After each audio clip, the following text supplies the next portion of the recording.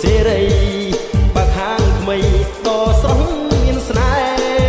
ហ៍មើលកំឡោះក្រមុំក្មេងចាស់ទុំបន្តមកហោហែក្រុមភ្លេងវងស្រុកស្រែស្ម័គ្រចូលរួមច្រៀងជួយសុំពរជ័យថាសូមអញ្ជើញអាចារ្យ